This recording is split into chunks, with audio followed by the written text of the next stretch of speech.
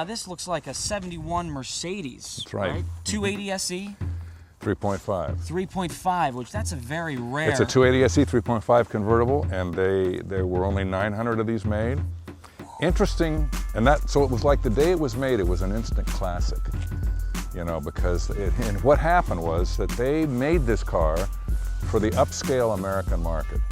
They figured, you know, this would be a perfect car for like bankers and lawyers and stuff like that, and so they turned it out, and they literally were making it pretty much for America.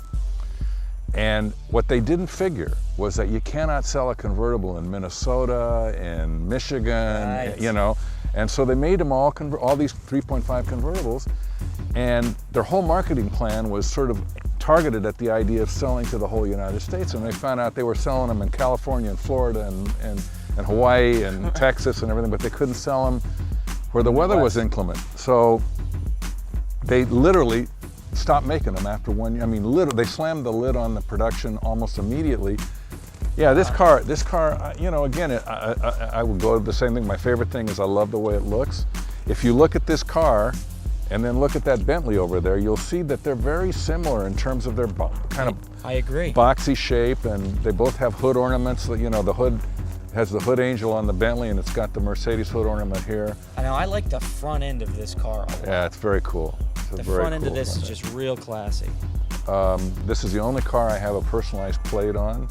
And when I was at Universal, you know, I'm a writer, and what is the term writers most use? What if? What if? What if this happened? What if that? So the plate on this car is what if. Interesting. That's a good story. Yeah. Again, this car's got power windows, power locks, air conditioning, the whole 9 yards. Yeah, I never regretted having this car. I owned it well, I've owned it since '71. I actually bought it used in '71 from a guy. So you're like the second owner. I'm the second owner on this car. Ooh. And it was my everyday car. I drove it to Universal for like 8 years. Every day I drove it into the studio. Well, all right, Steve, this is a great Mercedes. Thanks again for letting us check it out. For more classic car information, go to rpmfreaks.com. I'm Brian Corsetti. I'll see you next time.